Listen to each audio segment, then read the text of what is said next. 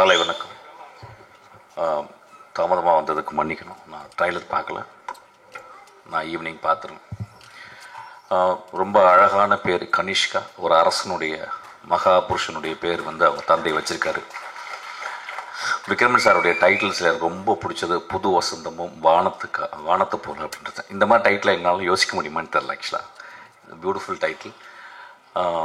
நான் பழகிய சினிமாக்காரர்களே எப்பொழுதுமே எளிமையாகவும் அழகாகவும் பழகிறது வந்து நம்ம ரவிக்குமார் சார். எனக்கு 25 வருஷமாக அப்படியே பார்ப்பேன். எப்போயாவது ஒரு வருஷத்துக்கு 2 தடவை தான் மீட் பண்ணுவேன்.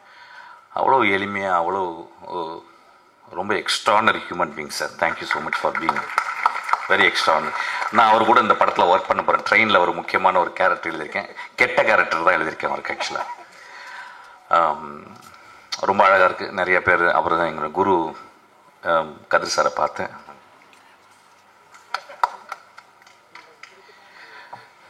இங்கே பார்த்தீங்கன்னா நிறைய குருக்கள் இருக்காங்க. நான் வாழ்நாளில் வந்து எப்பயாவது ஒரு தருணம் தான் இந்த மாதிரி எல்லா குருக்களையும் பார்க்க முடியும். நான் ஒரு புத்தக கடையில் ஒர்க் பண்ணும்போது என் குரு என்னை அடையாளப்படுத்தி என்னை கண்டுபிடிச்சி கூப்பிட்டு பண்ணார். அவருக்கு அவர் கிளாப் அடிங்க கதிர் சார்.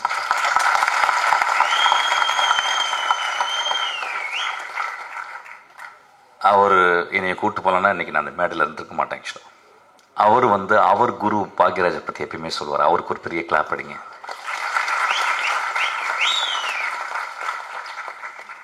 ஒரு குரு இன்னொரு குருவை உருவாக்கி கொண்டே இருக்கிறது. இந்த ஒரு தொடர்ச்சி வந்து ரொம்ப அழகானது. அப்படி தான் கனிஷ்கா நீயும் வரணும்னு நினைக்கிறேன். ஆக்சுவலாக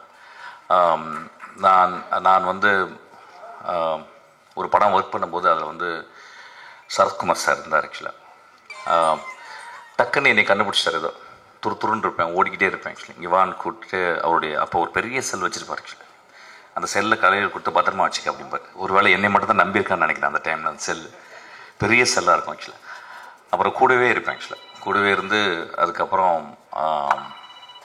அந்த படத்தில் ஒரு 13 சீன் எழுதுறதுக்கு எனக்கு வந்து வின்சென்ட் செல்வா என்னுடைய குரு எனக்கு வாய்ப்பு கொடுத்தாரு.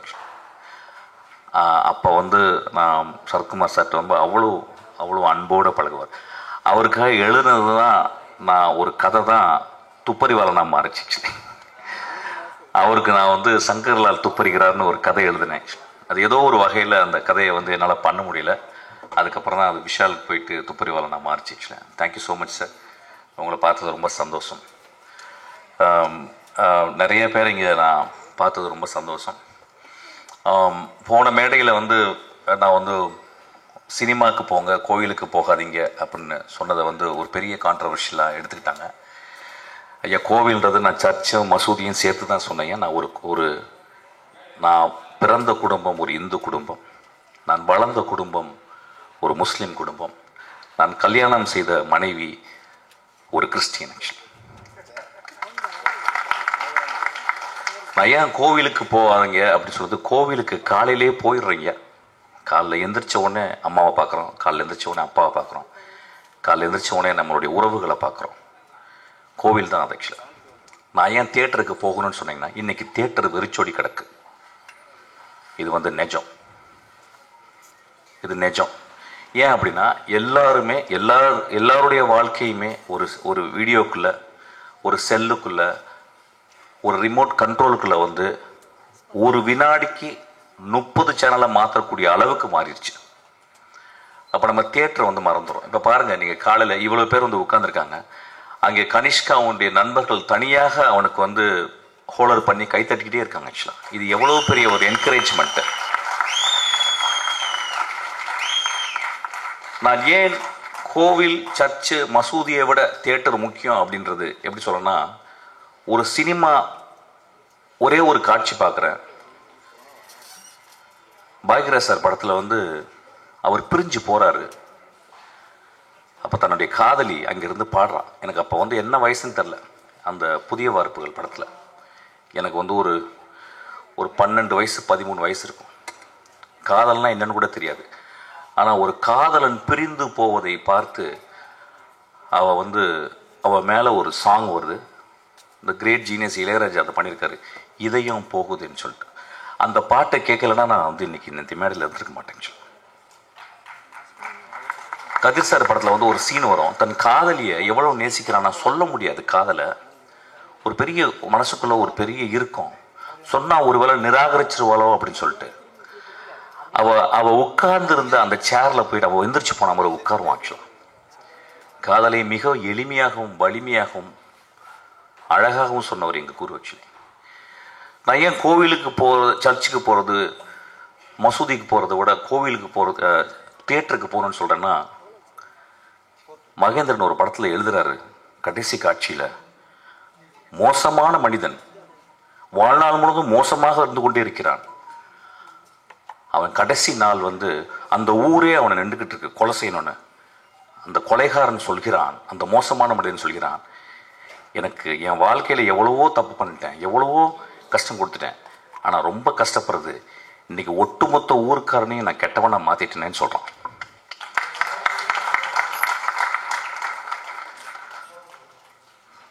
கொலை செய்து விட்டு, தன் காதலனுக்காக கொலை செய்து விட்டு பல வருடங்கள் ஜெயிலில் இருந்து அவ ஒரு படகுல வந்து இறங்குறா.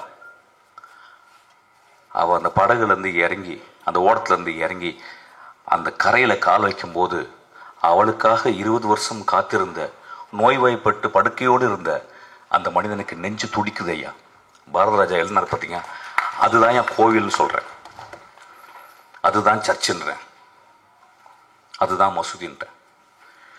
இறைவனை மறுக்க முடியாது. நான் மிகச்சிறந்த இறைவனை மறுப்பாளர்களை நான் வாழ்நாளில் பார்த்திருக்கிறேன். எஸ்விஆர் போன்ற அவர்களை நான் நான் நான் கும்பிட்டு கொண்டு இருக்கிறேன். நான் சொன்னது, ஒரு 2 பேரா உட்கார்ந்து ஒரு வீட்டில் டிவி பார்க்கலாம், ஆனா ஒரு பெரிய ஸ்பெக்டக்கல், ஒரு தோனி ஆடுறதை வந்து கிட்டத்தட்ட லட்சக்கணக்கான போய் நேர பார்த்தாதான் அது ஒரு பெரிய செலிப்ரேஷன். அது மாதிரி முதல் செலிப்ரேஷன் வந்து தியேட்டர். ஒரு 5000 வருஷத்துக்கு முந்தி கிரீக் தியேட்டர்ல இது வரைக்கும் 9000 நாடகங்கள் எழுதப்பட்டிருக்கிறான். மொத்தம் 33 தியேட்டர் பிளே தான் இப்போ அவைலபிள் இருக்கு எக்ஸ்டென்டா. அப்ப எத்தனை பேர் வந்து பார்ப்பாங்களாம்? 16000 பேர் வந்து தியேட்டரை பார்ப்பாங்களாம். ஏன் தியேட்டர் போகணும் அப்படின்றது வந்து எப்படின்னா, இந்த காலகட்டத்தில் நம்ம எவ்வளவு உறவுகளை தெரிஞ்சிருக்கோம். இன்னைக்கு என்ன ரொம்ப அழகானதுன்னா, இந்த விக்ரமன் சாரும் இன்னைக்கு வந்து KS ரவிக்குமார் சாரோன்னு இந்த ஒட்டுமொத்த தமிழ் சினிமாவும் இங்கே வந்து உட்கார்ந்துருக்கிறது காரணம் என்னன்னு கேட்டிங்கன்னா, இந்த 2 தெய்வங்களுக்காக தான். ஆக்சுவலாக கோவிலில் மட்டும், மசூதியில் மட்டும், சர்ச்சில் மட்டும் தெய்வங்கள் இல்லையா, மிகப்பெரிய எழுத்தாளர், மிகச்சிறந்த எழுத்தாளர்.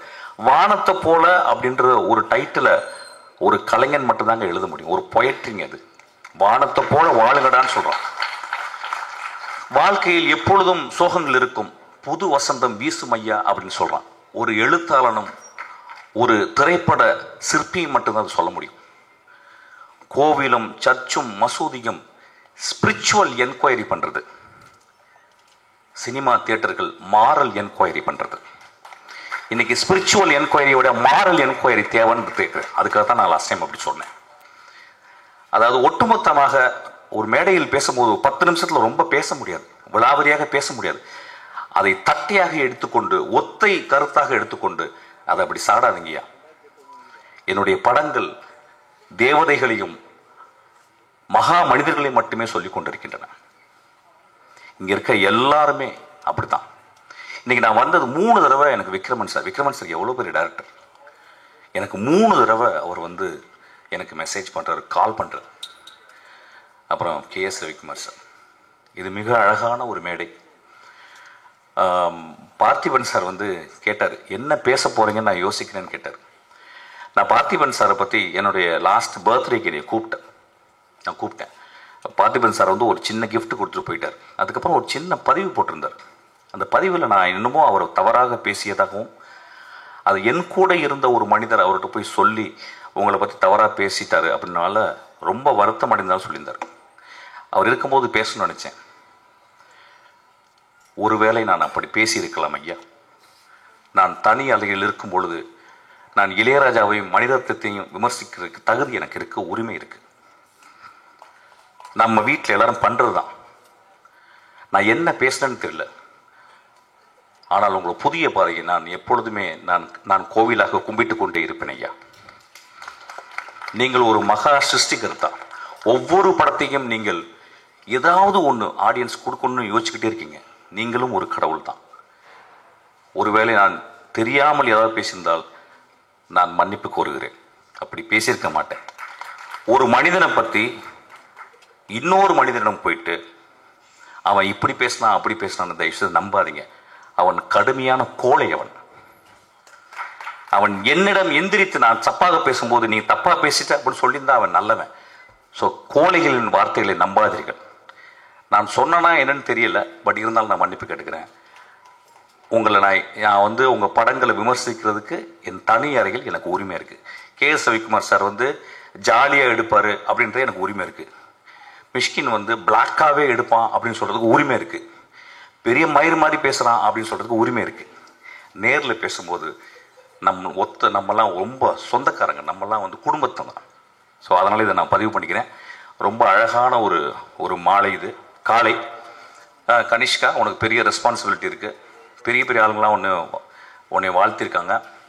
நான் ட்ரைலர் பார்க்கல, நிச்சயம் இந்த படம் நல்லா வரும். ஏன்னா இந்த 2 கிரேட் சோல்ஸு உன் பின்னாடி இருக்கிறாங்க. ஆக்சுவலாக இயக்குநர்களுக்கு வாழ்த்துக்கள், சத்யாவுக்கு வாழ்த்துக்கள். Thank you so much. இந்த படம் பெரிய வெற்றி அடையணும். எல்லாரும் போய் தியேட்டரில் பார்க்கணும். தயவுசெய்து ரிமோட் கண்ட்ரோலில் பார்க்காதீங்க, தியேட்டரில் பார்க்கணும்னு கேட்டுக்கிறேன். ஒரு சின்ன அழகான ஒரு விஷயம் சொல்கிறேன். ஒரு சினிமா ஏன் ரொம்ப அழகானது அப்படின்னு சொல்கிறேன்னா, அமர் சிங் சம்கிலான்னு சொல்லிட்டு ஒரு படம், அதில் ஏஆர் ரஹ்மானுடைய ஒரு பாட்டு, அப்படின்னு ஒரு பாட்டு 10 நாள் அதை கேட்டுக்கிட்டே இருக்கேன். அது எப்படி தான் இருக்கு. எனக்கு சின்ன வயசில் எங்கள் வீட்டில் பொங்கலுக்கு வெள்ளை அடிச்சிருவாங்க. வெள்ளை அடிச்சு உட்காந்துருக்கும்போது எல்லாம் பார்த்தா எல்லாம் வெள்ளையாக இருக்கும், நம்ம மட்டும் உள்ள அழுக்காக இருப்போம். ஒரு இசைக்கலைஞன் ஒரு எக்ஸ்ட்ரானரியான நோட்ஸை கொண்டு கோர்த்து ஒரு எக்ஸ்ட்ரானரியாக மியூசிக் போட்டிருக்கான். இந்த டிகேடின் மிகச்சிறந்த பாடல் நான் சொல்லுவேன். அந்த பாட்டை கேளுங்கன்னு கேட்பேன். இதுதான் சொல்கிறேன், கோவிலுக்கும் சர்ச்சுக்கும் மசூதிக்கு மட்டும் போகணுன்னு போங்க, தியேட்டருக்கு அடிக்கடி போங்க. Thank you so much.